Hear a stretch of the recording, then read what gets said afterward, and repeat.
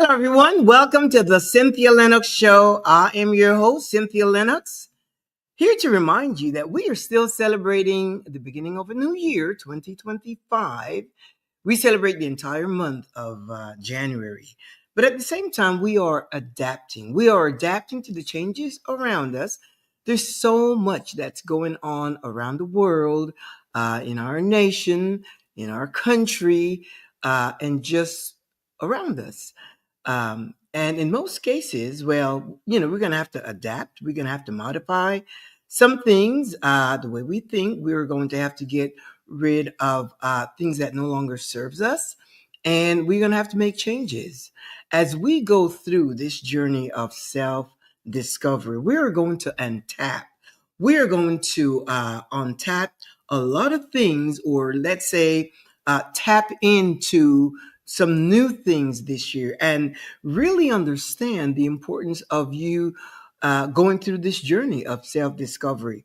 And for those of you that are going through also a journey of religious deconstruction, it is important that you understand the conditioning that you have had from, well, all of us really, from a child, because we have all been conditioned to think a certain way, to behave a certain way, to react a certain way. We are all conditioned, and unless you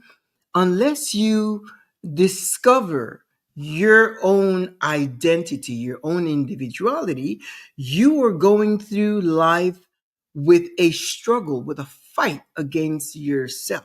It's like, especially once you reach an adult. That's why teenagers, when they're getting into that adolescent stage, sometimes we label them as rebellious. Why? Because they want to do things their way.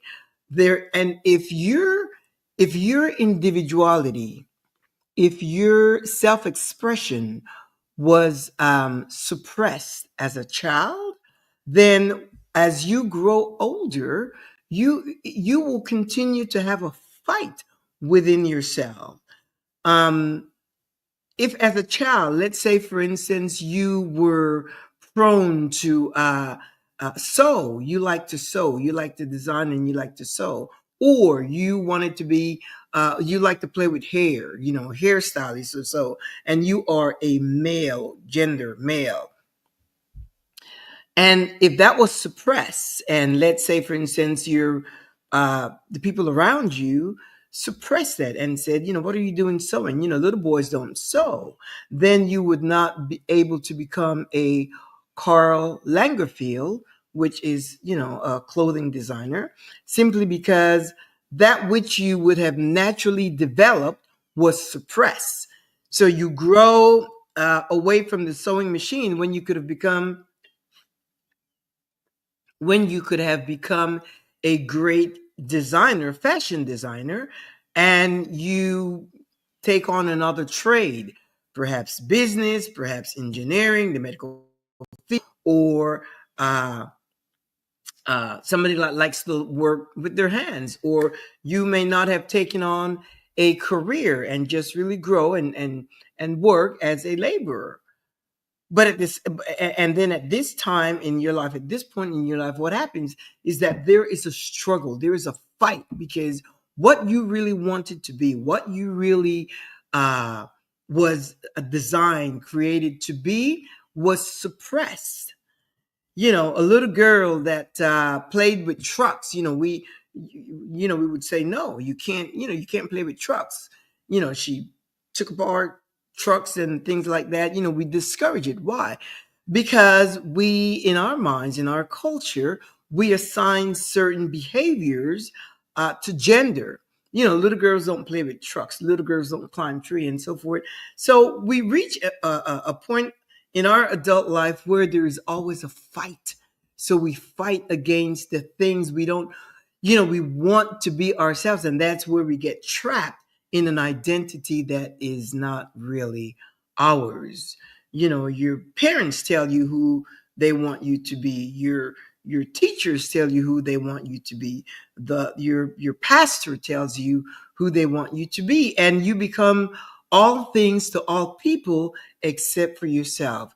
And the struggle not only ensues, but stays within you. And some people, unless they have really come into an awareness of who they are, they will go through all of their lives sad, depressed, anxious, not knowing, unaware, totally unaware of who they really are. We have been conditioned in such a way. Conditioning is so strong. I even now am discovering, when I started this whole journey of my own, uh, and it was in my adult life. But, as I trace back, I realized that it goes back to when I was younger and, was in boarding school and got kicked out of boarding school because of um, mischief and so forth. But and as I continue to grow, I I find myself, it's like when you're in a cocoon and you're trying to burst out with new things, and I even see that now in myself. Certain things I didn't want to do, because it's just not me. I need to get to a place where I am comfortable with everything that I do. And I know that from a little girl, my whole desire was I wanted to help people, which, that's not a novelty. Most of us, or most of the things that we do, is to help humanity. I wanted to help people. I wanted to see people happy because that's always been my thing, and that's why my philosophy is we are created for pleasure. The purpose of life is pleasure. I just can't, that's what I live for, pleasure. And you have to define it however it suits you, but I know what it means for me, and I know that it works for me. And as I continue to think that way, it seems like my life is just geared into opportunities that brings me pleasure. So that's what I really wanted to do. Then and when I said I wanted to help people, I wanted to be a teacher. When I was little, I always thought of, teaching kids, growing up and being able to teach people and kids and so forth. And that idea or that desire led me into a position of leadership in corporate America, and I did get a lot of opportunities to encourage, to motivate, and to help people while I worked in corporate America. And as when I left corporate America, and I got my certification as a because even in college, my whole my major was psychology. I wanted to understand the human mind, the human brain. Why do we think the way we think, and how is it that our brain developed to absorb things, and how we can manage and function and all of that. And as I got my certification as a life coach, to me, that was just the natural route for me to take, simply because I have a clear understanding, and I am still developing and evolving in that, of happiness. And that was my whole thing, to help people come into a place of joy, peace, contentment, with themselves, and at the same time be able to radiate that to their family, their friends, and all the people around them. That was my desire. So that's really what I spent my time doing as a life coach. And I'm a transformational life coach. What I enjoyed seeing the most is people's lives transform. People's lives transform from one way to another. And with that, I realized that their minds had to be changed. Your life doesn't change by you going to another country, another city, another state. No, your mind changes. Your life is transformed when your mind is renewed. And as I continue to hone in on this whole transformational life coach approach to my coaching uh, career, um, I have come to find out that really the crisis that we have is an identity crisis. Most people don't know who they are because, who you are is not based on what you have or what you do. It's not based on where you live, the luxuries that you enjoy. It's not based on your career. It's not based on any of that. It is based on who you are, the essence of who you are. What do you do naturally? How do you gravitate naturally? And unless you discover that, and unless you are afforded a platform to unpack those desires, and sometimes they may be so unconventional, so against tradition, so unlike you, so not permitted because cultural views or societal construct, because of all that. But until you come into that place you where you discover and come to find out, it's not a thing that you discover and it ends, because I am discovering things about me. When I started this whole my show, the Cynthia Linox show, which airs once a week every Thursday at 2 p.m. Central Standard Time.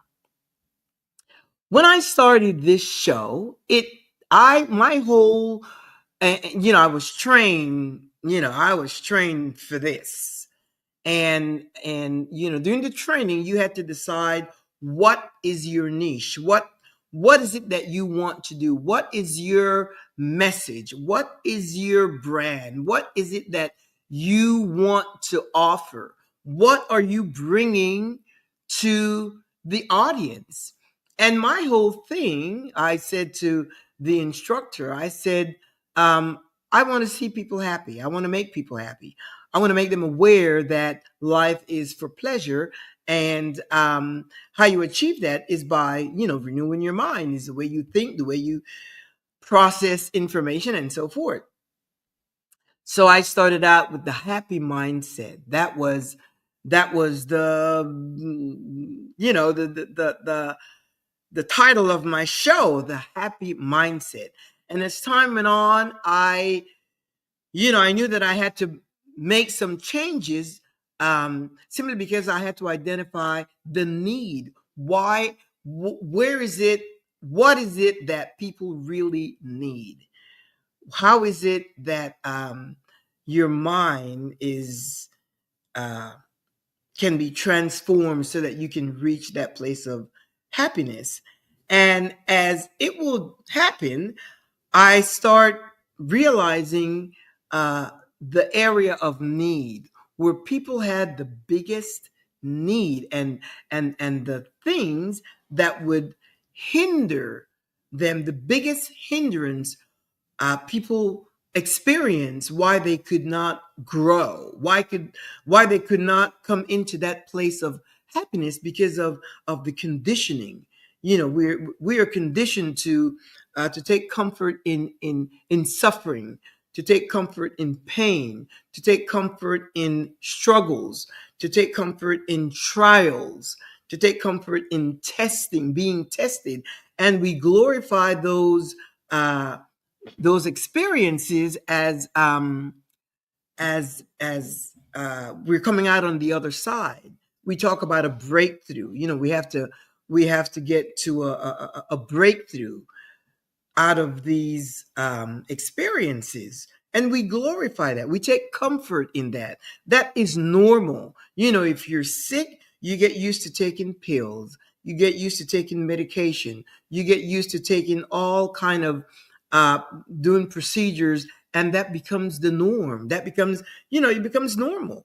It becomes normal. That becomes the norm, and you don't realize the power that is within you that starts in your mind. We don't think about that. We don't think about that at all. We don't that that is the farthest thing because I talk to people, and if something, if you go to the doctor, and that's it.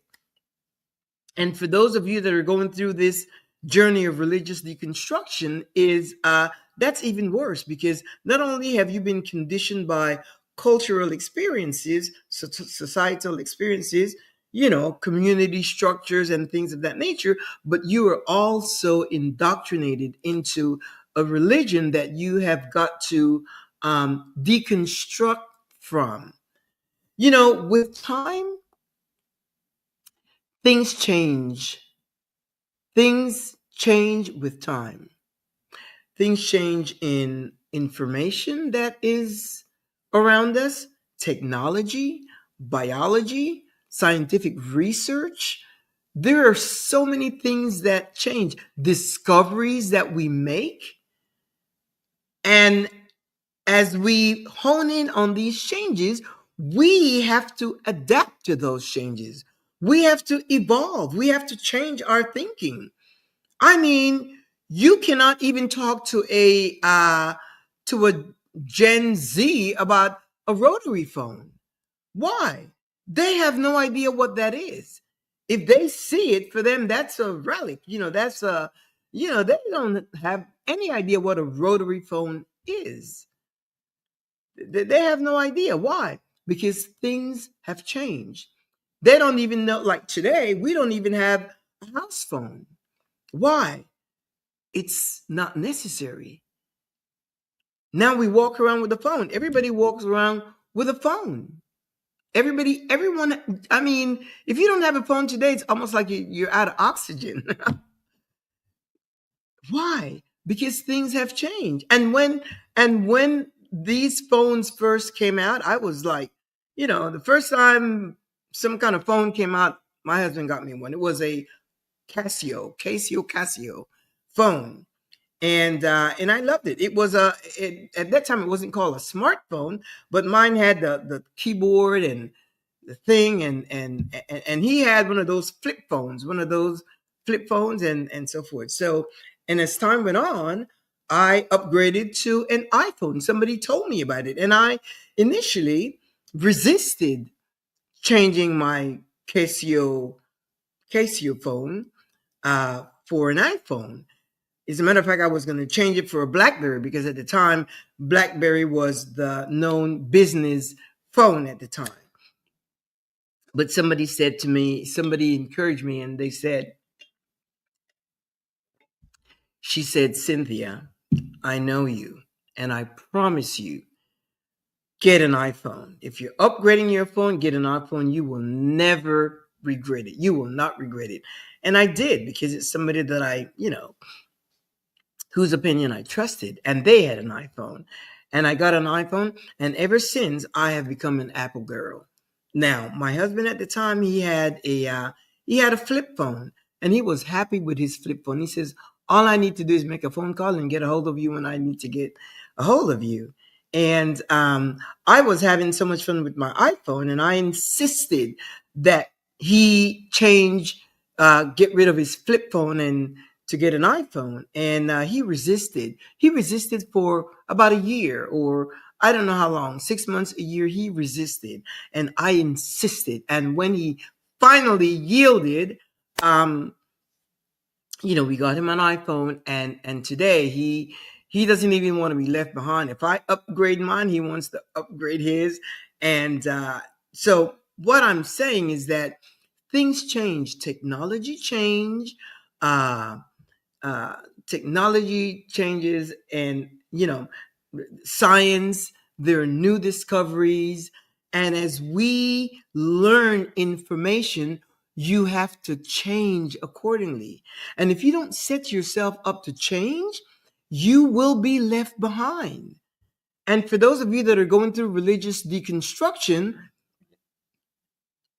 I encourage you, and I encourage you on every show, you must do your own research, because the Bible, which is the guide for the Christian religion, and when I talk about religious deconstruction, I'm really referring to Christianity, and in to hone in, it's pretty much evangelical Christianity, because you know I grew up, I was a Catholic, and no issues there. You just live your life and that's it. But evangelical Christianity is a whole different thing. It's just totally different. There's just a lot that you are, expected of you to follow the rules, the laws, commandments, and a whole bunch of things that puts people in a spin and really leave a lot of people with trauma that you go through life and it's hard to overcome. As a matter of fact, this week I'm sure many of you have seen it on social media. This particular church in Virginia, this pastor had this young lady come in the front of the church. Evidently, it's like, I don't know, she may be 17, 18 years old, and she was pregnant. She became pregnant. And this is like a evangelical apostolic church, apostolic. I don't really know what, but I think I'm just kind of sharing from what I have read. And I don't know what really apostolic, but it seems like in the congregation you saw the women, they all dressed in white and they have these bonnets on and things of that. It's just a little different. And he had her come in front of the church, and and he would not, she was almost going to lean on the communion table, and he says, "Don't lean on the table." And I don't know what it is, anyway, the point is, he said, anyway, she came before the congregation to repent, to ask for forgiveness because she was pregnant, because she became pregnant. And that's, I've never heard anything like that before, but evidently there are churches that have those requirements as a law and things of that nature. She asked for forgiveness uh, from the congregation. She said, I'm here to ask for forgiveness because I'm pregnant. But what I find interesting is that, is like, Shai said to me, this person I know, Shai became pregnant when she was in college, and she was like, I don't know, 18 years old. And she said it was the first time she had sex, just once, and she became pregnant. And she says all of her friends, all of her college buddies were having sex. They just didn't become pregnant. And when she became pregnant, everybody pointed the finger at her.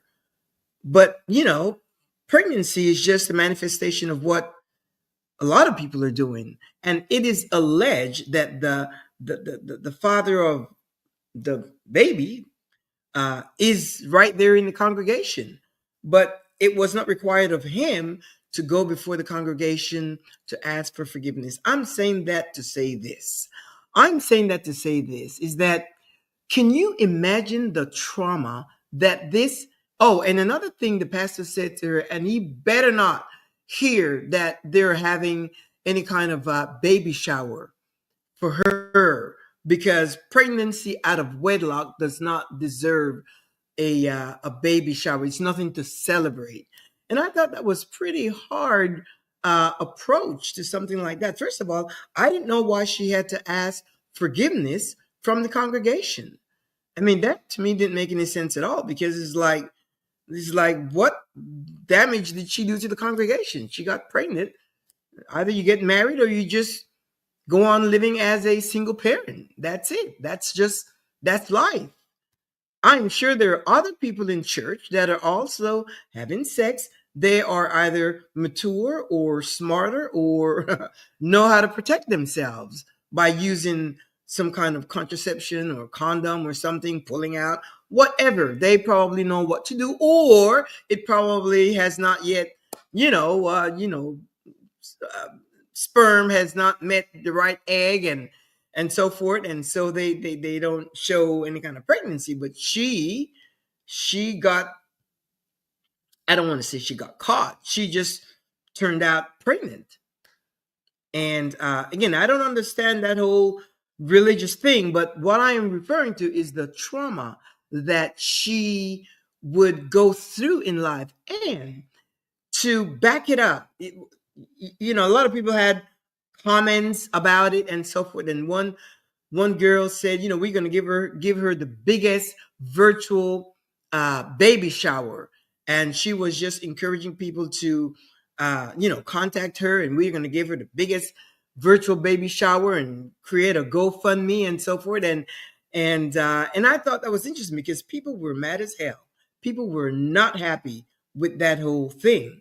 And then there was this older woman, which shared her experience. She said it's been 47 years. And she said, today I still live with that guilt, with that trauma, with that hurt, with that pain, because she became pregnant at 17 or something like that, and also had to go before the church, the congregation. Now she understands, and it makes no sense to her, and she is resentful, and she lives with that trauma of having to go before the congregation, and she doesn't understand why she would have had to do that. But it's hard for her to and she had the baby, and it's a whole different dynamics, because in her mind, the baby was not supposed, the baby was born in shame.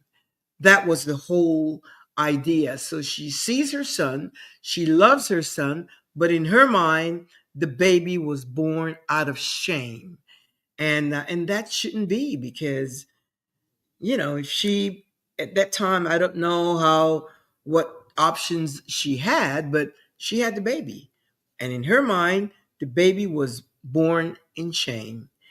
And till this day, she said 45, and while she was sharing her story, she was just crying and crying. As a matter of fact, she was in her car, and she stopped. She said, I just saw this on my social media, and I've just got to say this. And she was just bawling, bawling, bawling. And she says, hello. And she just started cheering and crying because she remembers. So those are the things that happens to us. There are experiences that we go through in life that leaves trauma because of the conditioning of a belief system that we we have been uh, indoctrinated in. And because of the belief that it has created in our minds, we it's hard to even be happy. Why? Because we have all these thoughts, we have all these feelings, we have all these emotions that are still there, and it's not really us. Those are external conditioning that's been imposed upon us, and it's just hard to move forward.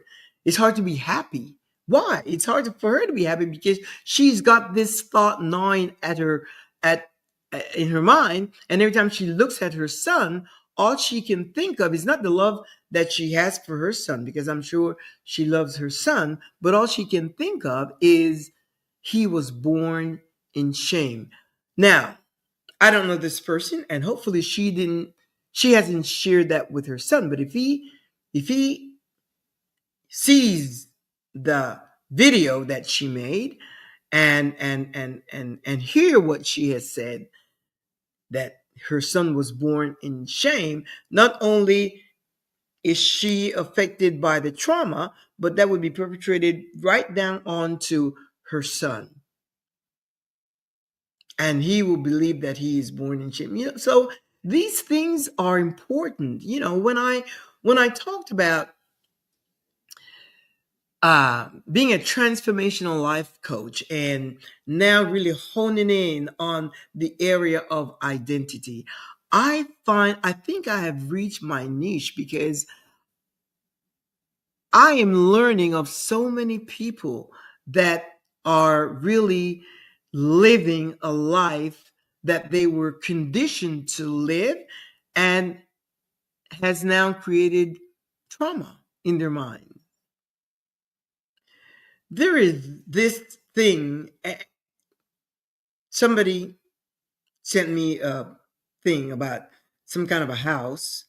In the state of California, there's a devastating fire that's really wiped out a whole community in California. And, our compassion goes out to those people. And I encourage you, whatever we can do, I think there's like a GoFundMe for people that are less fortunate, that are having a hard time, because some people did not have fire insurance because I don't know why. Perhaps because California is prone to fires, and sometimes um, it becomes costly when they have these fires and houses are burned, and insurance go out of business and so forth. Anyway, the point is there's now a GoFundMe which we can contribute to help people, and I don't know how it's distributed.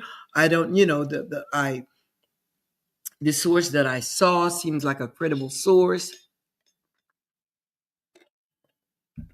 where you can contribute. But if you have interest in contributing, it's like I share with a friend. I can't go there. I'm not in a position to go there. But if we can contribute, and in most cases, it's financially, so that they can buy the things that they need and begin to rebuild their lives. And in the meantime, they have to have a place to stay. They have to find a place to stay. And if they have families that are out of town or in another state, they may have to relocate and so forth. So there's a lot of need. But the point is this.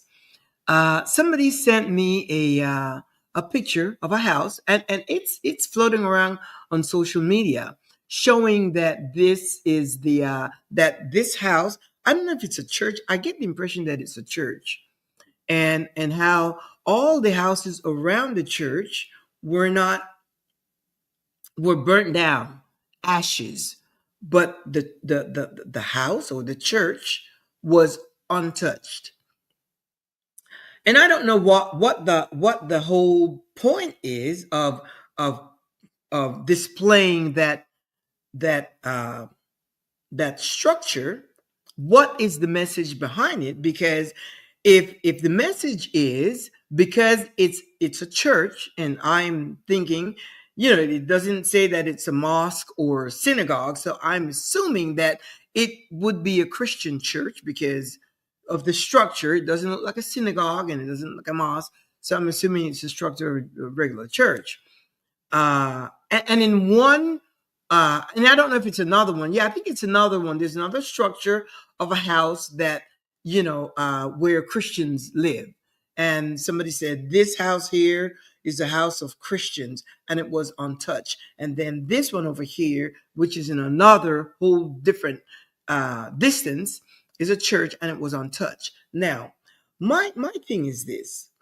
And again, I don't know what the point is. If people are saying that the God of the Bible protected this church and this house at the expense and did not protect the other people or structures around them, because he's protecting this church, but then you wonder, well, so is it the building that he's protecting? What about the lives that were lost? So I don't know if that is meant to, uh, and one person uh, put wrote, God is not mocked, and I don't know if it's intended to scare people, but really, what it does, I mean, to me, I find it repulsive because the God that they're referring to, which is the God of the Bible. So you're going to allow this fire, and you that's omnipotent, omnipresent, and omniscient, you know all things, and you're all present, and you stand there and watch that happen. That's no God to serve at all, in my mind. And I'm sure in a lot of other people's mind, because people have expressed themselves. And some are saying, oh, yes, amen, and God is good. No, that is wicked. That is wicked. And because of all the things that we have learned, and because of all the information and the advancement that have been made in religion and in life itself, and for those of us that have studied, understand this. People are no longer afraid because religion is based on fear. And people are no longer afraid. What used to be, oh, you're going to hell, and people are no longer afraid, because why? We know the truth. And when you know the truth is what sets you free. We're not afraid of God. We have no fear of God. Why? And to think of it, when I think of the modern day dads and the way they are with their children and the way they treat them. When we were in Costa Rica over the weekend, I mean, over the weekend, over the holidays with our family to see how the dads of today, the younger dads, the Gen X, the Gen Zs, how they relate to their children and the confidence the kids have to come and jump and say daddy, daddy. It was just so exhilarating. The families that we were around, all of the dads. And I said to my husband after we got back to our hotel, I said, did you see that interaction? It was just so beautiful. That's the definition of a dad. That's the definition of a dad that I know. Now, in my experience, my dad was not expressive at all. My dad has never told me, I love you. But the things he did to show me, he didn't, it's not, my dad, when he grew up, his parents died. He was 7 years old.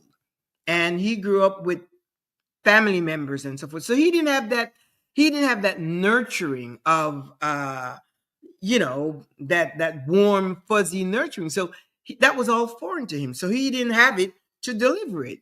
But he would take us shopping. I remember like Christmas, Santa Claus was not part of our thing. We didn't do milk and cookies. We didn't do none of that. I would tell my dad what I want: a bicycle, a skate, puzzle. I would tell him, clothes, all of that, and he will get us what we wanted. And that was our experience. We didn't do Santa Claus. We didn't, Santa Claus was, of course, at the time I was in Panama. And, Santa Claus was a U.S. thing. That's what they did in the U.S. Of course, we had a tree. We had Christmas decorations and we had our house really nice. But we knew that there was no Santa Claus. That just was not part of our makeup because we knew that. And, until this day, I'm not one to, like my husband, I don't expect for Christmas. I tell him exactly what I want and we go get it. That's just the way it is. We would go get it. And, if we have a tree up, we wrap it up and put it under the tree. And, Christmas morning or whatever, we open it and we just get excited. Now for him, simply because I love to shop for my husband and he's easy to shop for, especially clothing and, things like that. And I would know what he likes, what he wants, and so forth. And he would be surprised. But to surprise me, nah, that just doesn't work for me. Because why? My experience growing up with Santa Claus was not part of our lives. But getting back to the father thing, but my dad, that was his way of expressing to us how much he cared. When my dad sent us to boarding school, my sister and I, my older sister and I, that was his way of saying, I want my kids to get the best education. Imagine that. And after when they kicked me out of school, he called up. He made sure that he talked to the administrative VP and blah blah, and they took me back. He did what he had to do, and they took me back, and they expelled me again. And he did what he had to do. He wanted us in that school because it was a renowned school, and all that kind of stuff. And that's what you do when you're able to in our part of the world. And then there was a third time, and the third time they said no, we don't we no mas. That is it. She is too much of a busybody. She's too mischievous, and we're not taking her back. So my dad pulled us out. He said, if she can't stay, then her sister's not staying, and he pulled us out. And I went back home and became an A student and all that kind of stuff. The point is, my dad showed us the love that he had for his children, that he wanted the best for us. He wanted the best. He wanted us to have the best of everything. I remember one time we went shopping, and he's over here at the store, and I'm over here at the other side, and I'm looking at this dress, and The dress was very expensive, and he saw me looking at the dress and looking at the tag and so forth, and he said, he comes over and he says, "What are you doing?" I said, "Oh, Dad," I said, "I'm looking at this dress, but look at the price." He said, "Do you like it?" I said, "Yes." He says, "Well, don't look at the price, because if you look at the price, you cannot afford it." He said, "Just get it." He said, "Because you deserve it." And I've grown with that in my mind. You see, that's a conditioning. He said, "You deserve it." And I have grown with that thought in my mind. Fortunately for me, that I was smart enough to keep that thought that I deserve it. That was like a for my husband, for my dad to tell me that I deserve it, that I deserve it. That was like a big thing, because he was a person of authority. He was a person that had the money. He was a person that had the last word. He was a person that decided. And he said, "You deserve it." And that has stayed with me till today. That has stayed. So when opportunities come my way, in my mind, I think I deserve it. When I met my husband, and he is a like stellar. My husband is this, a man of character, and I thought, I deserve it. I deserve to be loved that way. I deserve it. And if you don't, the experiences that you have had, capture something, my friend.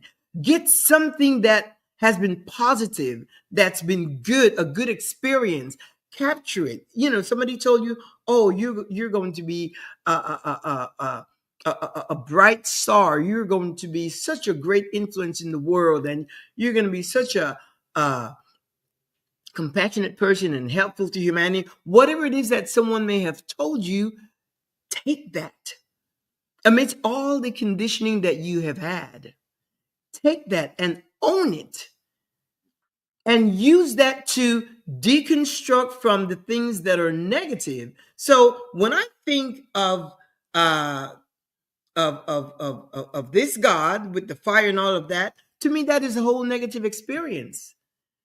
Because if God thinks that people are going to come to him, or if you have to coerce or threaten people to come to you by allowing destruction, that's not even true. you know there are like 18,000 gods, so I'm referring to the Christian God of the Bible, that's again created by men, and who people, again, God exists in the mind of the Christians. When I was a Christian, when I was a believer, God existed. He lived in my mind. And when I decided no more religion, that's no longer part of my life, and start doing my search, that God no longer existed in my mind till this day. And our lives have been bliss. We don't get into any kind of religious behavior. We don't do this. Church is not part of our lives. Prayer is not part of our. That is just me. And there's no judgment. We don't judge ourselves. And whoever wants to judge us on the outside, that's not our business. We don't even. That's not even. We're not concerned with that. Now, we don't judge others. Now, we know what other people do and think, people that are Christians, and the belief system that is embraced in that circle. But and you can see it. You can see it by the behavior. And the thing of it is, as I mentioned earlier, we are continually evolving in information, biology, science, technology. We are constantly evolving. And when you listen, I know when I was, a believer, a Christian, I would be saying the same thing over and over. Why? Because I was guided by a book that is long outdated. Because when you go back and you look for the geographical positioning of, let's say, the cities of Sodom and Gomorrah, there is nowhere to be found. Now, I didn't do a deep dive into that, but I was talking with someone, a scholar, well, not a scholar, but someone that also has done a deep dive, and they said Sodom and Gomorrah is nowhere to be found. So once you start digging in, and once you start, trying to make sense of what the Bible says, you will see that it's so outdated. Why? Why you would know that it's outdated? Because what it says doesn't hold true today. It didn't hold true back then. But then once you become aware, you will know why you are still taking medication. When it says, lay hands on the sick and they shall recover. It doesn't say, no, it says they shall recover fully. That means no medication, no cane, no crutch, no devices, no oxygen, none of that. They shall recover. That doesn't hold true. And that's, people don't like to think, but that's critical thinking. That is critical thinking. Does it work? Does it apply today? It didn't apply then. Now the Bible talks about Jesus laying hands on the sick and they recover and so forth. Again, those are mythology, stories, tales. You have to find the facts, the evidence, the proof that those things happen. That's why I say things are evolving, and as things evolve, we have to evolve. You have got to change the conditioning, because when your kid is born, uh, they're growing 1, 2 years old. They take upon themselves what they see, and when they see you do like this, that's what they do. At that point, they don't even know that they don't even have the ability to believe anything. They're babies. But as they grow and you begin to indoctrinate and to condition their minds a certain way, that is what you grow with. And as you grow with that, that is the hardest thing to deconstruct, to remove, to take away that conditioning that is not serving you today. So you go through life with this warring about yourself, with yourself. Just a fight. And everything that happens to you, you call it a test, a trial, a struggle. eh, Just all of that, and it's just life. It's not a test. And that's why you have to regulate your emotions. You have to regulate your emotions so that you can effectively manage the things that comes upon you, the experiences you've had, because there's a solution for everything. And I'm not saying that it's always pretty. I'm not saying that it's always the best experiences, but life happens. And if you put yourself in a situation where you're going to feel that you're under attack, that's another word that's used. I'm under attack by some devil, under attack, or in a trial, a test, and I need a breakthrough. And, you go through all this mental conditioning when it's just, you have a situation, take a look at it and find the best solution. And as you continue to practice that, you'll see that you will grow in discernment, in wisdom, to be able to tackle the challenges of life, because we all have it, all of us, different situations. But as long as you have life, as long as you are able to, I've had, I think I've shared this before, situations. This is long ago, because my thing has been an evolution. But years ago, when I was just living, I made some decisions that were not smart, and I had to deal with it. I had to deal with those decisions, but I didn't think it was such a big deal. I've had situations where, I had to give up my housing. I had to, no car, situations like that. And, but I have always had great friends, and situations always worked out in my favor. But I don't remember seeing I don't remember myself sitting crying because of a situation. Because when you do that, what it the information that comes to your mind is helplessness. When you get depressed, and it's helplessness, and I don't like to feel helpless, because in my mind I have the solution for everything that happens in my life, and so do you. I'm just giving you my reference. So do you. And once you know that, once you accept that, once you acknowledge that, once you admit that, and take on that posture of, I can do this, I can make this happen, then you will see how things begin to change for you and work in your behalf. It's all the mind. You have to understand your journey is individual, is to bring out your uniqueness. So you have to go through this journey of self-discovery, self-exploration. What it is that you like, what it is that you love to do, what are you navigating toward, what are you, when I talked about um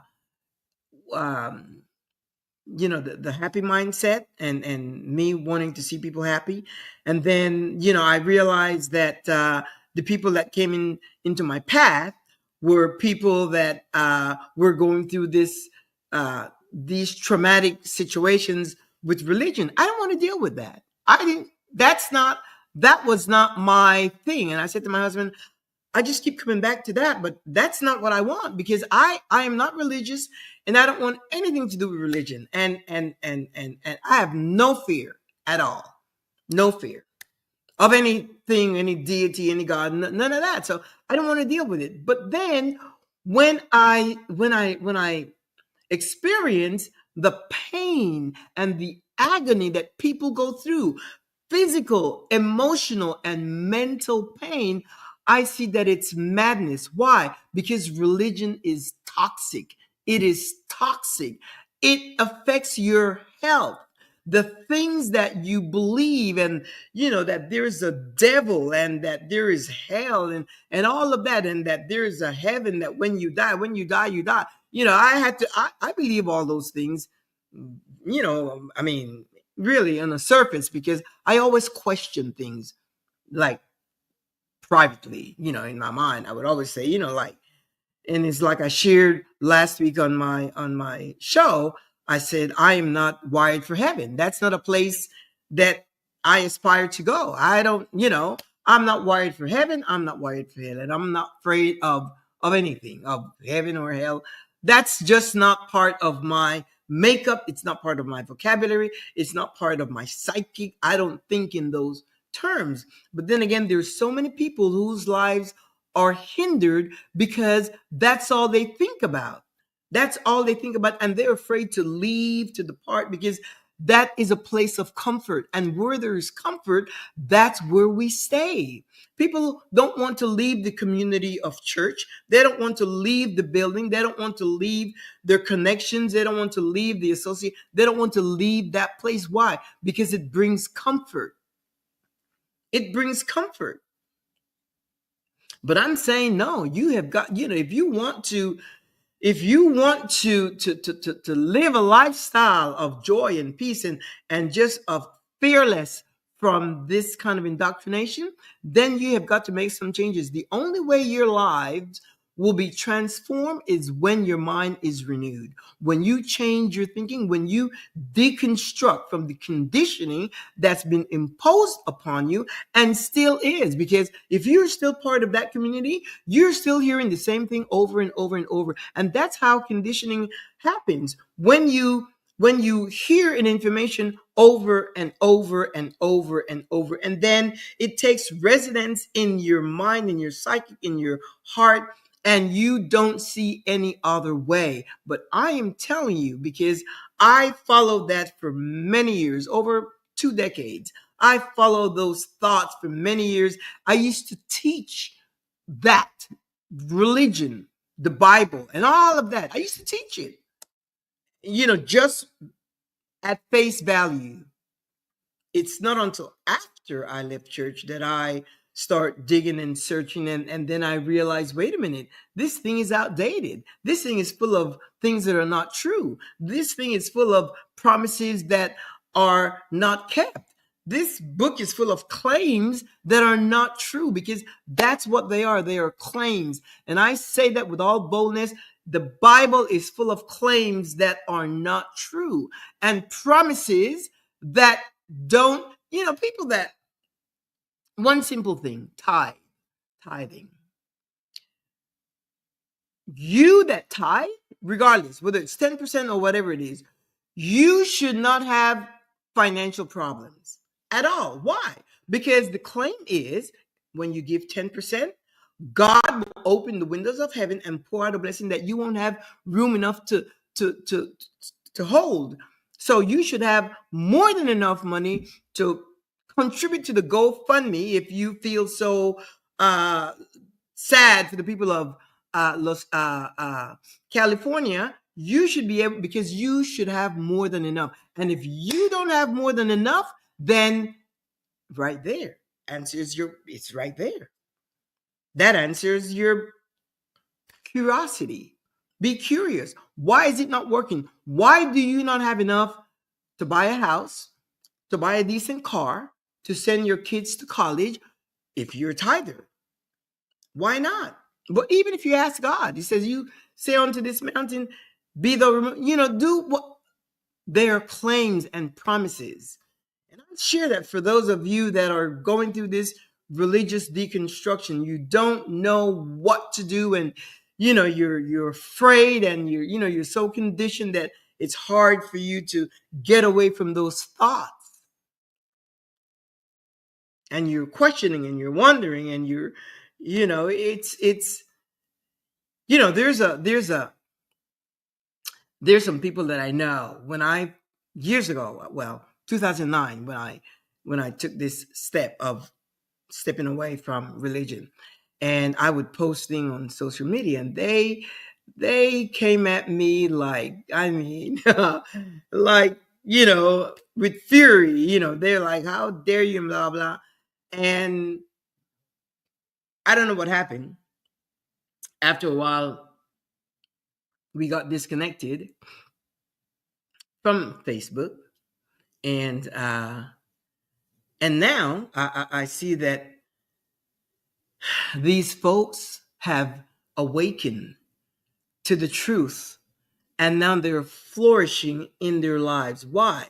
Because they themselves submitted themselves to learn the truth about the Bible, because they came at me like with fury. A whole bunch of people, actually. But, I was so determined at the time. And that's the thing. I have that, kind of rebellion in me, which is just fine. I'm good with it. The thing is this, I am not concerned with what anyone thinks or says. I don't, if this uh, show is not for you, then that's fine. You don't have to watch. You don't have to watch it, but there are some people that need it, and those are the people that I'm speaking to. And I'm going to leave you with that, my friend. For you, remember, it's mental and emotional conditioning. And you have, now that you're going through your journey of self-discovery and religious deconstruction, understand that you'll come to a place of self-actualization, self-exploration. You've got to dig in to know who you are, because if you don't, you'll continue being who they have assigned you to be, and you don't want that.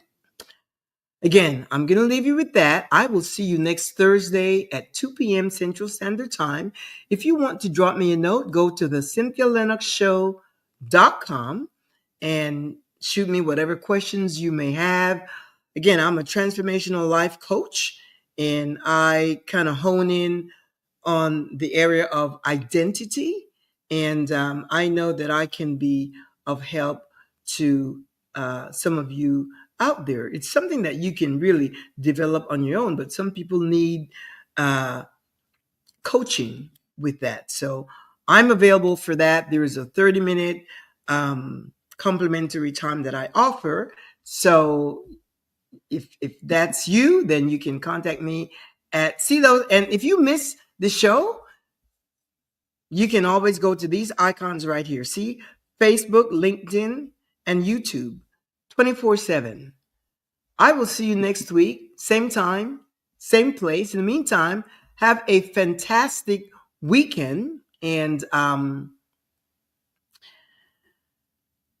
stay positive and optimistic in everything that you do. Hasta luego. Hasta la próxima. I'll see you then. Ciao.